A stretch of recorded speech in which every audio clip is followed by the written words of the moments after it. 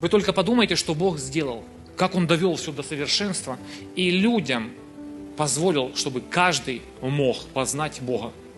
Люди сегодня говорят, как? Люди не знают это или то. Сегодня каждый имеет доступ к Богу. Вопрос, что ты с этим сделаешь. Поэтому отвергающий меня и не принимающий слов моих имеет судью себе. Слово, которое я говорил, оно будет судить его в последний день. Поэтому, когда мы туда придем, там будет Иисус, да, но Он уже будет Слово Божье. Потому что Он плоть свою уже отдал за нас. Он уже будет в совершенном теле. Понимаете, да? Так как и раньше Он был Слово, был Богом. Для этого есть церковь, чтобы мы приходили, изучали, чтобы мы проповедовали. Likey